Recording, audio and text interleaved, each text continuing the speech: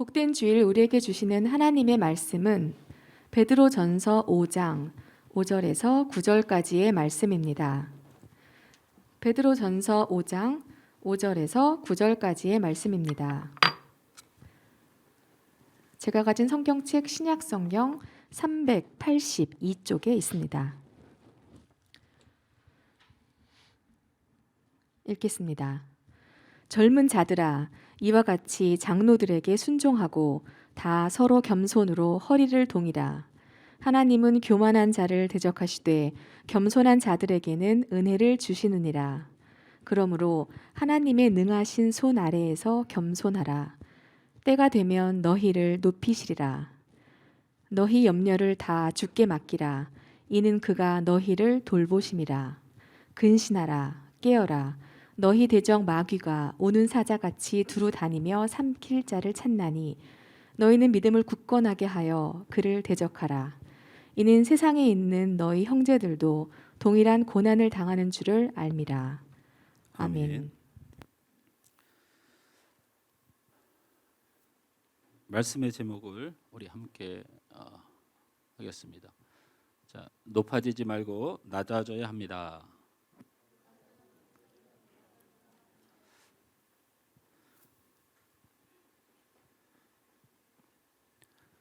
모니터에서 소리 좀 넣어주실래요?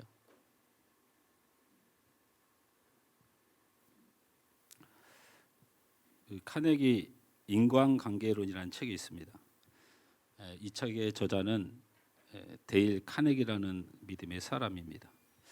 책이 1936년에 나온 책이죠. 아주 오래된 책인데 지금까지 한 6천만 부 정도가 팔린 책입니다. 출판사상 가장 많은 책이 팔린 책 중에 하나라고도 말합니다. 이 책에서 카네기는 이런 말을 합니다. 다른 사람에게 관심이 없는 사람이야말로 다른 사람들에게 가장 상처를 주는 사람이다. 우리 사람이 살아가면서 서로 관심을 갖지 않는 것이 가장 큰 상처를 주는 것이고, 인간이 겪는 모든 실패는 관심이 없음으로부터 발생한다. 이렇게 말을 했습니다. 그는 인간관계의 세 가지 기본 원칙을 이렇게 말합니다. 첫째, 꿀을 얻으려면 벌통을 걷어차지 마라. 어디서 많이 들어본 말이죠. 이게 인간관계론에 나온 말입니다. 비평하고 불평하지 말라라는 얘기죠. 둘째는 칭찬은 무쇠도 녹인다. 즉 솔직하고 진지하게 칭찬해야 한다. 셋째는 상대방의 입장에서 사물을 보라라고 말했습니다. 이를 위해서 6가지 방법 정도를 제안했는데 그 첫 번째는 다른 사람들에게 관심을 기울여라. 두 번째, 항상 미소를 지어라. 세 번째, 상대방의 이름을 잘 기억하라. 네 번째, 남의 말을 잘 들어주는 사람이 되라. 다섯 번째, 상대방의 관심에 대해 이야기하라. 여섯 번째, 상대방으로 하여금 중요하다는 느낌이 들게 하라. 이렇게 조언을 했습니다. 이 카네기 연구소는 성공했다는 사람 1만 명을 대상으로 성공의 비결을 물었습니다. 그런데 성공했다는 1만 명 중에 85%에 달하는 사람들이 나는 사람을 잘 만났다. 나는 인간관계를 잘했다라고 답했다는 것입니다. 이처럼 우리 사람들 사이에서 인간관계를 잘하는 것이 아주 중요합니다. 여러분의 신앙에 성공하고, 여러분의 공동체에 성공하고, 여러분의 가정에서 성공하고, 여러분의 만남 가운데 성공하는 거, 이것이 여러분의 성공에 굉장히 중요한 것이에요. 인간관계는 굉장히 중요합니다. 우리 옆에 사람하고 인사합니다. 서로 이렇게 인사합니다. 앞으로 잘하겠습니다. 예. 우리 간사님 혼자 왜 드리번드로 저랑 합시다. 앞으로 잘하겠습니다. 예. 앞뒤로도 인사합시다. 앞으로 잘하겠습니다. 네, 고맙습니다. 사람이 살아가는데 이처럼 인간관계를 잘하는 것이 중요하듯이 신앙생활을 하면서도 중요한 것이 있습니다. 그것이 바로 신앙생활에서는 하나님과의 관계가 가장 중요합니다. 사업장에 사업을 하려도 사람 관계가 좋아야 사업을 해 나갈 수가 있죠. 그렇죠. 어떤 공동체 모임에서 등산을 가려고 하더라도 사람 관계가 좋아야 등산이 즐겁죠. 등산은 가기로 됐는데 사람 관계가 안 좋으면 짜증나고 보기 싫고 함께하기 싫죠. 가긴 가되 즐거움은 없는 거죠. 예. 우리 문장님이 저하고 가끔 식사를 하는데 식사를 하는 게 목적이 아닌데 관계가 좋으면 자동적으로 뭘 먹든지 뭘 하든지 좋죠. 근데 관계가 안 좋으면 먹긴 먹되 별로 안 좋은 것이죠. 그만큼 인간관계가 중요하듯이 신앙생활을 하는 생활을 보면 봉사도 하고 헌신도 하고 성경 공부도 하고 예배도 드립니다. 이렇게 신앙생활을 하지만 이것은 그냥 하는 거예요. 그런데 거기서 핵심이 뭐냐면 하나님과 관계가 좋아야 이것이 온전해진다라는 것입니다.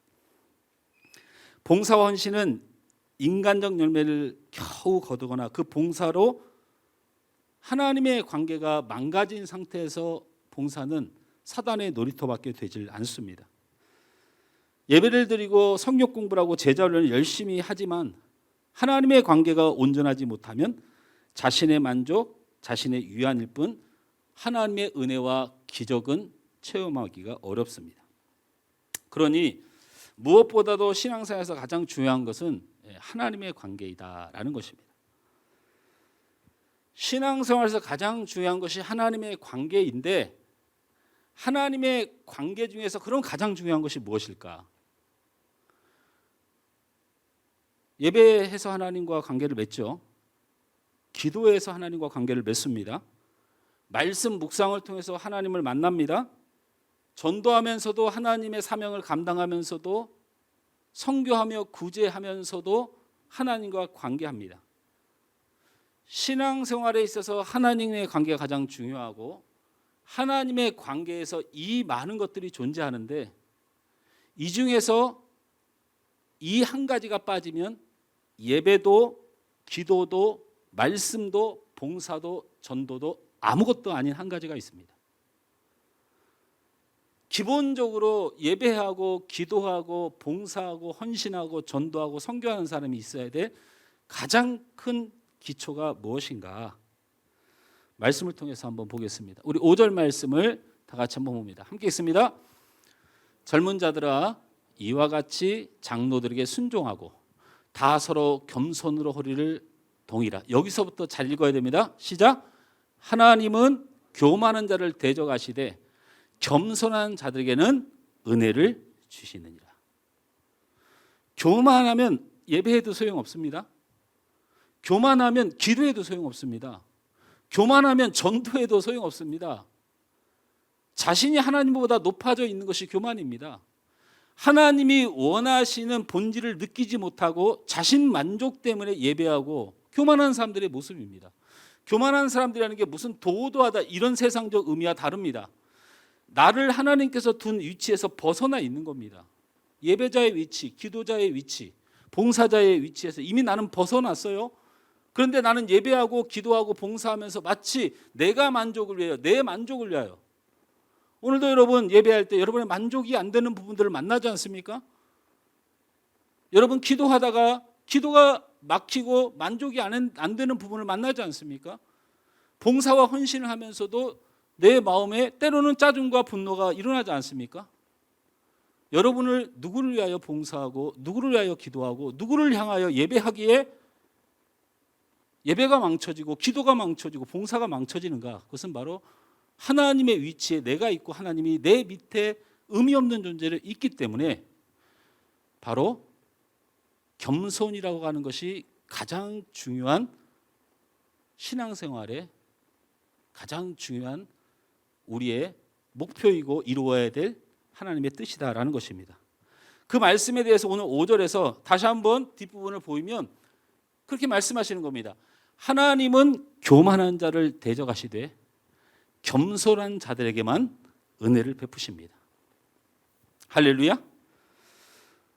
오늘 성경에서 신앙생활하면서 하나님이 대적하는 교만한 사람이 있고 하나님이 은혜 주시는 겸손한 자가 있다고 말씀하십니다. 그래서 우리의 삶에 하나님의 은혜는 어떤 것보다 중요합니다. 그 은혜를 받기 위해서 우리는 겸손한 자가 되어야 됩니다. 강해 설교의 장점이자 강해 설교의 조금 아이러니라면 보통 일반 설교는 영화 같은 것입니다. 제가 어디서든지 소스를 끌어다가 무엇을 하든지 여러분에게 한 편의 감동을 안겨줄 수 있습니다. 근데 강해 설교는 드라마 같은 것입니다. 내 마음대로 대본을 바꿀 수 없습니다. 내 마음대로 여기저기 다 끌어다 쓸 수 없습니다. 오직 이 베드로 사도가 썼던 성경의 그 안에서 말씀을 전해야 되는 것이죠. 자, 겸손에 대해서는 성경의 수많은 곳에서 이야기하고 있습니다. 그런데 오늘 본문의 겸손은 어떻게 이야기하고 있는가? 오늘 말씀을 통해서 한번 확인하려고 합니다. 그래서 하나님이 은혜 주시는 겸손에 대해서 오늘 본문을 중심으로 찾아보고 묵상해보고 나눠보려고 합니다. 첫째는 따라서 합니다. 하나님의 일하심에 순종해야 겸손입니다. 예, 그렇습니다. 하나님의 일하심에 순종해야 겸손입니다. 5절 말씀 우리 다 같이 다시 한번 봅니다. 시작. 젊은 자들아 이와 같이 장로들에게 순종하고 다 서로 겸손으로 허리를 동이라. 저를 보십시오. 이 말씀이 보면 자, 겸손이라는 게 도대체 뭔데? 라는 생각을 갖고 오늘 5절 말씀에 겸손으로 허리를 서로 동이고 교만한 자는 하나님이 대적하시되 겸손한 자에게 은혜를 베푸신다 이렇게 말씀하신 것까지 좋은데 그 겸손을 어떤 모델에다 맞추었냐면 젊은 자들아 이와 같이 장로들에게 순종하라라는 말씀에 겸손을 갖다 붙이셨어요. 겸손은 원어로 아나라는 단어입니다. 여기 말고요. 원래 성경에 나오는 겸손은 아나라는 히브리어로 아나라는 단어예요. 이것은 압제당하다, 눌림당하다, 고통받다, 깜짝 놀라리지 않습니까? 겸손이란 말이 압제당하고 눌리고 굴복되어져 있는 상태, 굴복하다 이런 뜻이거든요. 무슨 겸손이 이러지? 거기다 하나님 자를 붙이는 겁니다. 하나님께 압제당한 자, 하나님께 눌린 자, 하나님께 붙들린 자. 할렐루야? 이게 겸손의 원래 원어예요. 그래서 우리가 이런 거 있지 않습니까? 좀 죄송합니다만은 뭐 대통령이 탁 나온다. 대통령의 그 위세에 우리가 고개를 숙이죠. 우리 하늘 소망교회 성도들은 대통령 앞에 고개 숙이지 마십시오. 대한민국 국민은 주권은 모두 국민에게 있습니다. 예, 그런데 저는 숙일 거예요. 왜냐하면 저는 잘 봐줄지 모르니까. 저는 숙일 겁니다. 예. 예. 남양주 시장에게 고개 숙이지 마십시오. 근데 저는 장로님 숙일 겁니다. 저는. 왜냐하면 저는 잘 보여야 되기 때문에. 하나님의 위세에 하나님의 전능하심에 하나님의 높으심에 하나님의 거룩하심 앞에 압제당하고 엎드릴 수밖에 없고 눌릴 수밖에 없고 그 하나님 앞에 굴복할 수밖에 없는 상태를 겸손이라는 단어의 원어입니다. 자, 그래서 그렇게 말하면 이렇게 묵상하면 됩니다. 아, 하나님 앞에 우리가 벌벌 떠는 것도 경외라는 단어가 겸손하고 같은 거잖아요. 경외라는 단어가 하나님 앞에 떨다, 두려워하다 이 뜻이지 않습니까? 온유란 단어도 여러분 착한 사람 이건 세상풀이고요. 성경의 원어의 온유도 아나라는 단어에서 파생됐어요. 겸손이란 단어에서 파생됐다는 얘기예요. 그러니까 온유도 이런 겁니다. 여러분 혹시 집에 강아지 키우시는 분? 홍기야 강아지 키우니? 아, 인천 집에. 나도 저 외갓집에 있어. 강아지는요 다른 사람들이 건들면요 막 짖는데 주인이 와서 딱 붙잡잖아요. 온유해져요. 온유가 압제해서 왔어요. 하나님이 꽉 붙드니까 성질나고 내가 가만히 있고 싶지 않고 내 죄성이 막 드러나는데 하나님이 나를 붙드니까 꼼짝없는 상태를 온유라는 단어거든요. 그래서 겸손과 온유와 경외가 다 같은 단어예요. 어근이 같다는 거예요. 출발이 같다는 얘기예요. 자, 그래서 그렇게 이해하면 좋을 것을 오늘 본문을 다시 한번 띄워주면 5절에 보면 겸손을 전제할 때 이렇게 말합니다. 젊은 자들아 이와 같이 장로들에게 순종하라. 왜 겸손하라고 말하면서 장로들에게 순종하라 하는지, 여기서 장로들은요 목사, 장로를 말하는 게 아니고 연장자를 말합니다. 그러니까 이렇게 말할 수 있죠. 베드로 사도는 젊은이들에게 어른들에게 순종하라. 이것이 겸손이다. 이렇게 말한단 말이에요. 제가 아까 말했던 것처럼 차라리 히브리어의 아나라는 단어 뜻대로 겸손을 이야기하면 오히려 더 편할 텐데 겸손을 써놓고는 젊은이들아 장로에게 순종하라. 그렇게 말한단 말이에요. 이 말씀을 보면 젊은 사람들이 연장자인 어른들에게 참 순종을 안 하는 교회였다라는 생각도 듭니다. 그런데 그 이유를 곰곰이 생각해 보면 젊은이들이 어른들에게 순종 못하는 많은 이유들이 있죠. 어른들이 시대에 뒤떨어진 현실적이지 못한 이야기들을 많이 하면 젊은이들이 좀 답답해합니다. 살아온 삶이 있기 때문에 그 고집과 편견으로 바른 판단을 못할 때가 사실 많습니다. 우리 젊은이들이 이 정보 저 정보 많이 이 풍성한 정보로 분명히 해놨는데 운전을 하다 보면 어르신 목사님들이 옆에 탔을 때 일어나는 현상이 뭐냐면 저는 분명히 최첨단 그 맵을 켜놓고 갑니다. 막히는 길 다 나오고 시간까지 다 나오는데 어른 장로님 목사님이 타면 꼭 저한테 이리 가. 아니 목사님 여기 지금 꽉 막혀가지고 여기 돌아가야 됩니다. 어허이 내가 여기 20년 동안 다녀서 이리 가. 가면 꽉 막힙니다. 그러니까 젊은이들이 어른들에게 순종을 못하는 일이 많이 있죠. 또 때로는 어른이란 이유로 권위적이거나 강압적인 모습이 분명히 있습니다.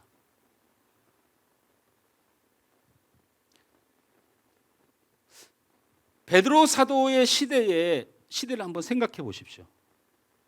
젊은이들이 어른들한테 지금 순종하게 생겼습니까? 지금 뭐 하고 있어요? 젊은이가 없어요. 왜 없어요? 기독교 공동체, 그리스도인 공동체가 핍박을 받아 사람들이 많이 죽어나간 그 책임이 누구에게 있느냐? 자기들을 신앙으로 이끌고 자기를 믿음으로 이끌고 자기들 끌고 왔던 사람 끝까지 따라왔더니 자기 아내가 죽고 남편이 죽고 아이가 태워지고 사잡감이 되고 이런 분노가 누구를 향하겠어요? 바로 어른들을 향하죠. 불신이 가득해 있어서 당신이 말한 대로 예수를 믿고 당신이 말한 대로 우리가 가만히 있었더니 당신이 말한 대로 이렇게 했더니 우리 가족이 다 죽어가고 이 상황에 무슨 순종이 되겠어요?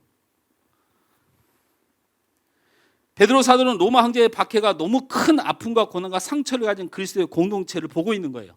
선배, 지도자들, 어른들이 그리스도 공동체를 옳지 못하게 이끌었기 때문에 이런 아픔이 온 것이고 원망이 대상이 되었을 거라 여겨져서 베드로 사도는 당시의 그리스도의 공동체 젊은이들에게 옳음을 가지고 어른들을 공격하고 그 너희들이 하는 말이 틀린 말은 아닌 현실이지만 그것을 가지고 책임을 묻고 불순종해서 그리스도의 공동체가 깨어지는 일들을 보면서 이 젊은이들이 겸손하지 못하구나라고 생각한 거예요.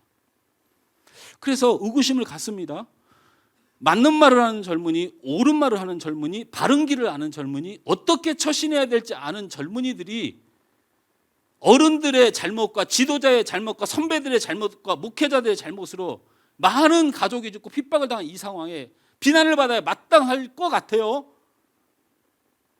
그런데 베드로가 젊은이들에게 교만하다고 말합니다. 이유가 뭘까? 충분히 그럴 수 있는데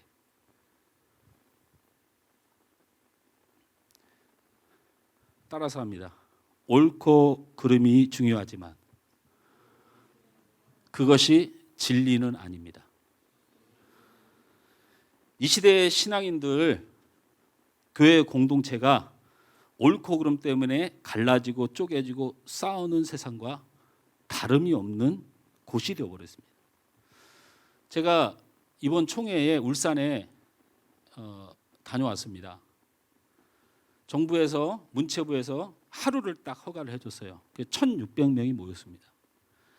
방역 수칙을 준수하고 물론 엄청 대형 교회에서 모이게 된 거죠.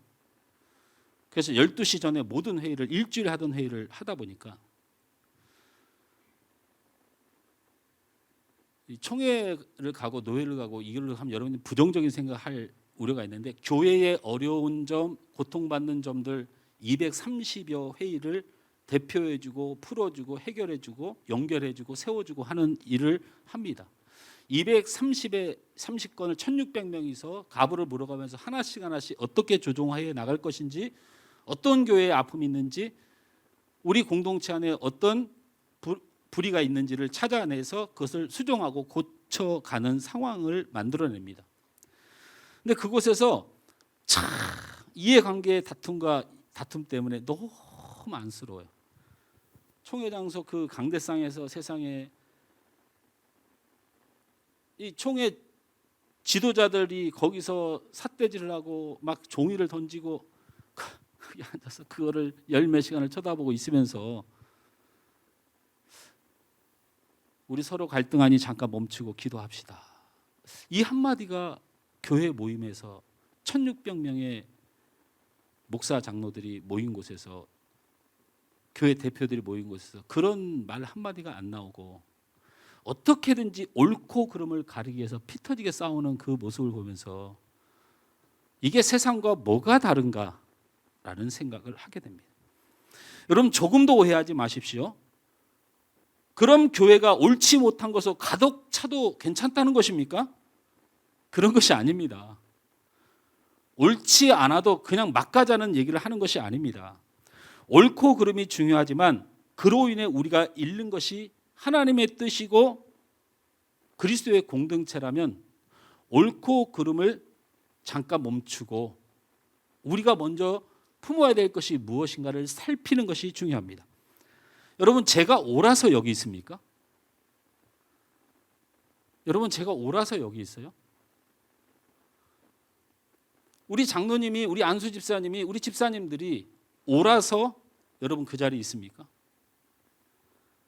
아닙니다. 하나님의 은혜와 사랑 때문에 이 자리에 있고 우리 성도들의 이해와 용서와 사랑 때문에 이 자리에 있는 것입니다. 교회는 옳고 그름보다도 사랑과 용서와 이해로 하나님의 인도하심을 기다리는 것입니다. 할렐루야. 아멘이 돼야 됩니다.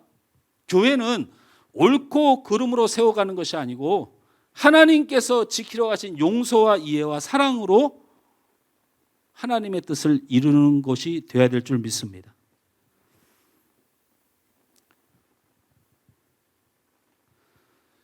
선악과 나무를 따먹은 아담과 하와는 옳지 못했습니다. 그렇죠? 옳지 못했잖아요. 근데 아담이 왜 세상에 시조가 되어야 됩니까? 아벨을 죽인 가인은 옳지 못했잖아요. 근데 왜 가인의 후손으로 이 땅이 하나님의 나라가 되어야 됩니까? 밧세바를 범했던 다윗은 여러분 옳지 못했잖아요. 자기 가장 충성된 부하의 아내를 강제로 취하고 그렇게 옳지 못했는데 왜 거기서 솔로몬이 나오고 거기서 예수가 나와야 됩니까? 여러분, 이 땅이 옳은 것으로 운영됩니까?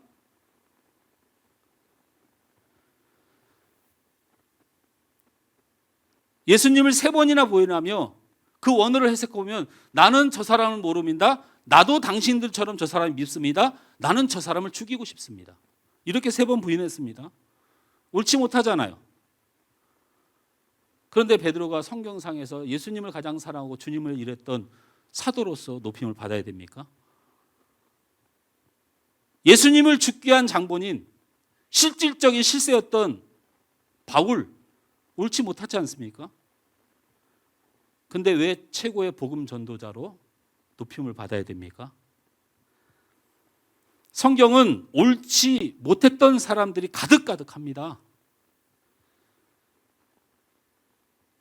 옳음과 그름으로 이 땅을 인도하는 것이 하나님의 뜻이 아닙니다. 제발 세상 논리에서 깨어지십시오.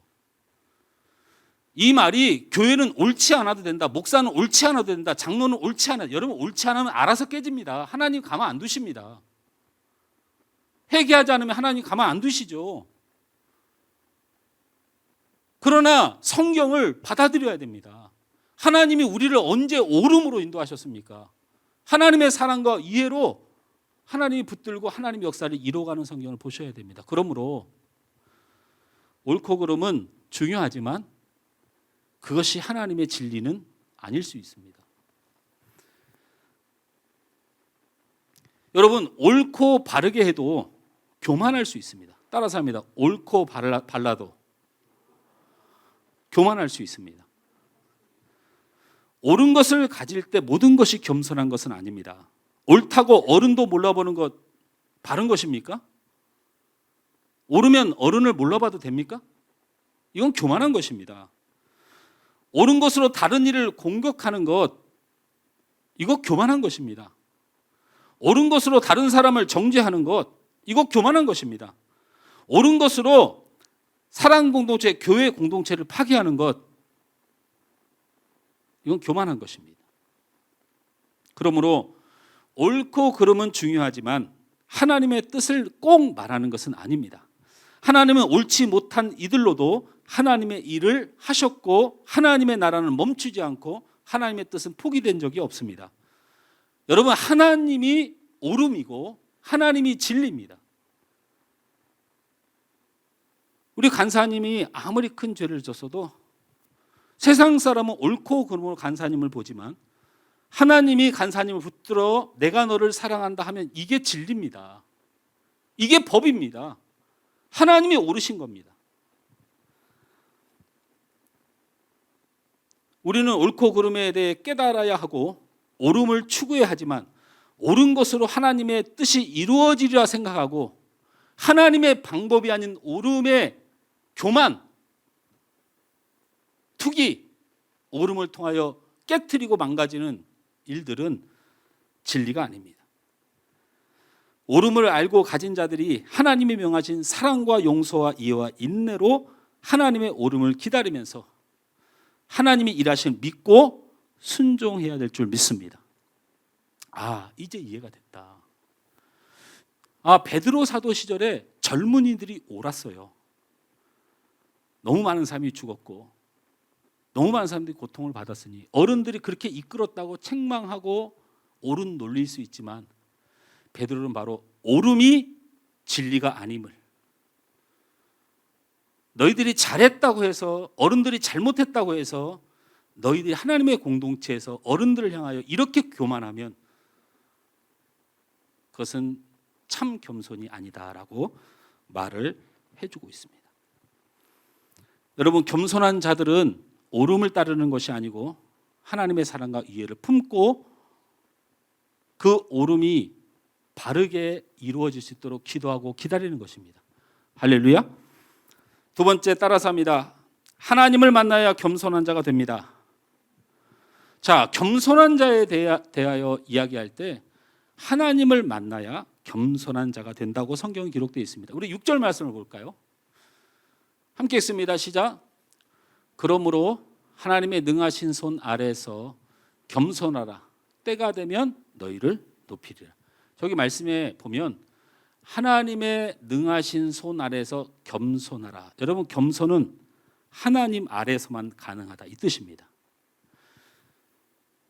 성경은 하나님의 능하신 손 아래에서 겸손하라고 말씀하시면서 우리는 우리 스스로 절대 겸손해질 수 없음을 알아야 겸손해질 수 있습니다. 상대적 겸손한 여러분, 참 겸손이 아닙니다. 좋아하는 사람 앞에서는 온유해지고 낮아지고 겸손해지는데 싫어하는 사람 앞에서는 지고 싶지 않잖아요. 내가 겸손한 사람이라면 양면성이 있으면 안 되겠죠. 그래서 우리 인간은 스스로 도저히 겸손해질 수가 없어서 오늘 6절 말씀에 뭐라고 하냐면 하나님의 참 겸손을 이루려면 하나님 아래 있어야 한다라고 표현하는 거예요. 하나님 아래 있어야 한다. 하나님의 전능하신 능력 안으로 들어갈 때 내가 아무것도 아닌 존재라는 것을 깨닫게 되는 것. 천지 만물을 창조하시고 지금도 역사를 주관하신 하나님의 주권에 사로잡힐 때 내 지혜는 아무것도 아닌 것을 알아가는 것. 하나님과 동행하지 못한 자들이 순종할 수 없습니다. 하나님과 동행하지 않고 겸손할 수 없습니다. 신약에 등장하는 대제사장은 하나님의 성전에서 하나님을 예배하는 인도자들이었지만 그들이 직책은 예배한 자이고 그들의 계급은 대제사장이고 몹시 하나님과 친한 것 같지만 그들이 하나님과 동행하고 하나님을 만나지 않았기 때문에 그들은 교만한 자들로 기록되어 있습니다. 서기관과 바리새인들은 성경에 능통하고 성경을 실천하고 성경을 가르치는 지도자들입니다. 그들에게 성경은 있었으나 하나님은 없었습니다. 그러므로 그들은 교만한 자가 될 수밖에 없었습니다. 우리가 아무리 예배자로 성도로 성경을 배우는 자로 가르치는 자로 있을지라도 하나님을 만나고 동행하지 않으면 대제사장과 바리새인과 서기관같이 교만해질 수밖에 없습니다. 여러분 하나님을 만나십시오. 예배당 아니요. 오늘 이 사운드도요. 이렇게 막 기압에 막 눌리는 그런 느낌이 있고요. 여러분 굉장히 피로도도 많이 올 텐데 그런 겸해서 우리 방송을 보는 우리 성도들 옆 사람과 인사합니다. 하나님을 만나십시오. 그래야 겸손해집니다. 여러분 스스로 겸손해질 수 없습니다. 여러분 하나님을 만나셨습니까? 아멘을 안 하시는 분들은 안 만나고 신앙생활 오랫동안 열심히 잘하시네요. 그게 정말 신기해요. 기독교만이 가능한 불가사의한 기적 중에 하나가 뭐냐면 하나님을 만나지도 못했는데 60년 동안 신앙생활을 해. 우리 한국 사람들이 지독합니다. 우리 한국 기독교인들이 지독해요. 하나님을 안 만나고도 순교도 할 수 있을지 걱정돼요. 여러분 하나님을 만나셨습니까? 그러면 하나님을 만난 것 좀 가르쳐 주십시오. 우리 아멘을 누가 간사님이 아예 해서 또 간사님 또 물어보면 집에 가서 이재풍 목사님한테 목사님 맨날 나만 괴롭혀 이럴 것 같아서 물어보지도 못하겠고 하나님 만났다고 누가 아멘 또 크게 했는데 알려주십시오. 어떻게 만나는 거예요? 하나님을 만나야 겸손해질 수 있고 겸손한 자만이 은혜 받습니다. 이 말은 하나님을 만나야 겸손해질 수 있다는 겁니다. 우린 스스로 절대 겸손해질 수 없습니다. 그래서 제가 여러분에게 물었습니다. 하나님을 만나셨습니까? 아멘 했습니다. 그래서 내가 하나님을 어떻게 만납니까? 라고 물었습니다. 하나님을 만나지 못하는 분들에게 하나님을 만나는 법을 저는 말해줄 수 없습니다. 제가 어떻게 하나님을 만났냐고 말하면 하나님의 계획은 말할 수 없죠. 하나님의 것이니까. 제가 하나님을 만난 건 말할 수 있지만 내가 그렇게 말한다고 여러분 은혜 못 받습니다. 여러분은 그런 식으로 만날 수 없기 때문입니다. 그래서 저는 하나님을 만나지 못한 분들에게 하나님을 만나는 법을 말해줄 수가 없습니다. 하나님 우리가 만나는 것이 아니고 하나님 그분이 우리를 만나주시기 때문에 여러분 그래서 이단 중에 가장 어이없는 이단이요. 예수 믿는 법, 하나님 만나는 법을 가르쳐주는 것은 이단입니다. 왜 그러냐면요.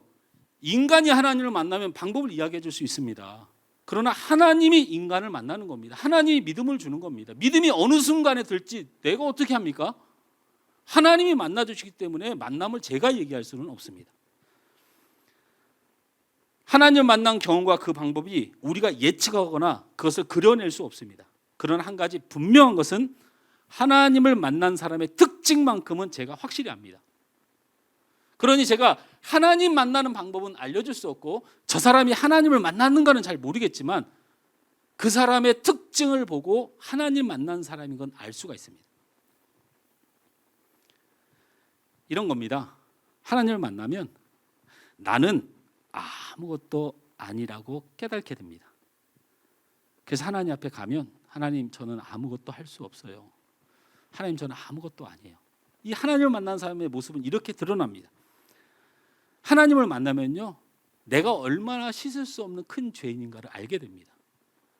그래서 나는 참 죄가 많은 사람이다. 그거 하나님 앞에서만 가능합니다. 하나님 앞에서만 가능해요. 이런 사람들이 하나님을 만나는 사람들이다. 또 다른 반응은 어떻습니까? 어떤 어려움과 시련 중에도 하나님을 만난 사람은 염려를 하나님께 맡길 수 있습니다. 하나님을 만난 사람은 그 염려가 사라집니다. 걱정과 염려가 한순간도 없을 수가 있습니까? 그러나 하나님을 만난 사람은 그 염려를 다스릴 줄 압니다. 죄악이 가득하고 추하고 추한 속사람을 우리는 가졌습니다. 이 강대상에 올라오기 직전까지 내 안에는 추한 것들로 가득 찼었습니다.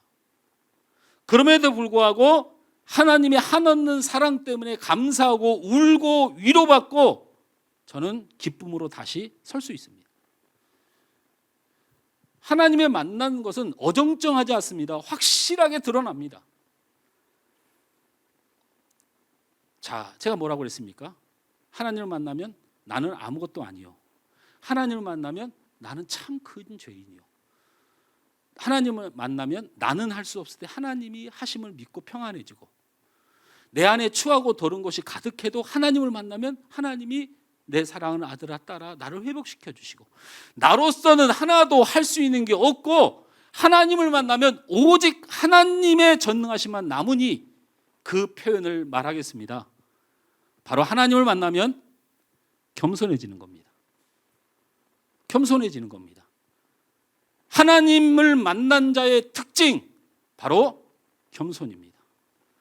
그래서 하나님은 오늘 말씀이 얼마나 폭행적인 말씀입니까? 뭐라고 그래요? 우리가 하나님을 대적한다고 이렇게 성경을 기록하지 않았습니다.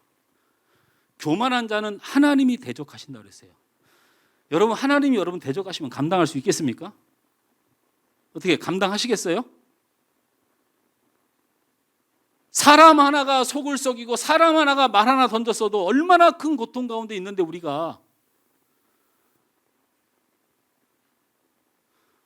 우리 사모가 태어나서 처음으로 결혼해서 20몇 년 만에 식혜를 담가보겠다고,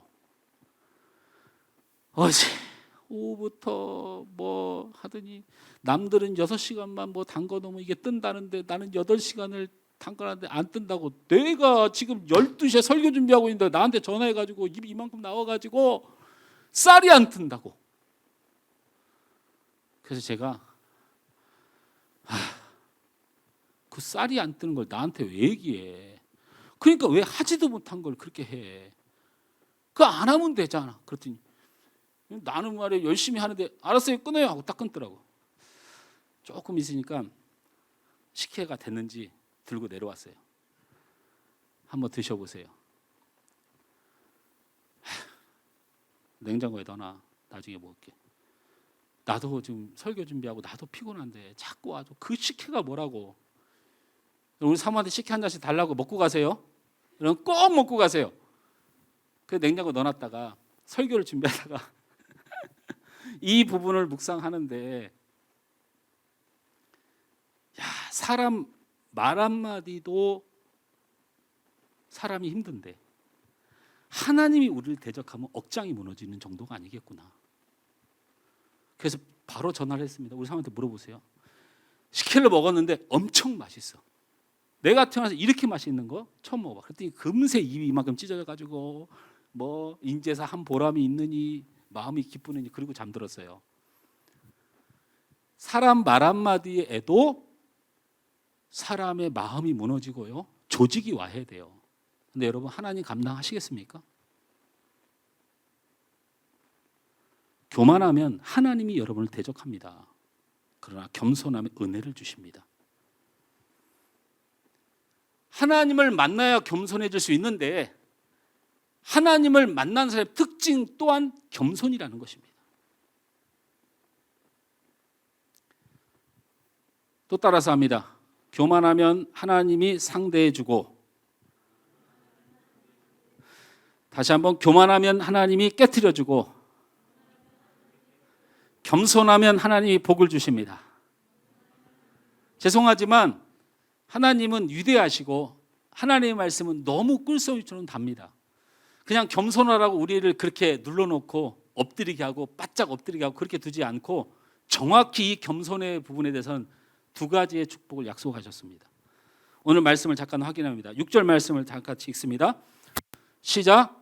그러므로 하나님의 능하신 손 안에서 겸손하라. 때가 되면 너희를 높이시리라. 여기 때가 되면이라는 단어가 있는데요, 이거는 정확히 겸손하면 너희를 정확히 높여주신다. 분명히 높여주신다고 약속하고 있습니다. 여러분, 빌립보서 2장 5절에서 9절 말씀 여러분 기억하십니까? 우리 외운 사람은 외우고 읽을 사람 한번 읽어보시죠. 시작. 너희 안에 이 마음을 품으라. 곧 그리스도 예수의 마음이니 그는 근본 하나님의 본체시나 하나님과 동등됨을 취할 것으로 여기지 아니하고 오히려 자기를 비워 종의 형체를 가지사 사람과 같이 되셨고 사람의 모양으로 나타나서 자기를 낮추시고 죽기까지 복종하셨으니 그 십자가에 죽으심이라. 이러므로 하나님이 그를 지극히 높여 모든 이름 위에 뛰어난 이름을 주셨습니다.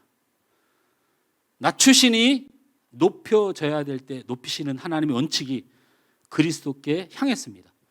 그러면 그리스도인께 향하는 하나님의 축복은 뭡니까? 낮추고 겸손하면 반드시 여러분을 높여주시겠다고 말씀하고 있습니다. 두 번째로 어떤 축복이 있습니까? 7절 말씀을 다 같이 읽습니다. 시작. 너희 염려를 다 주께 맡기라.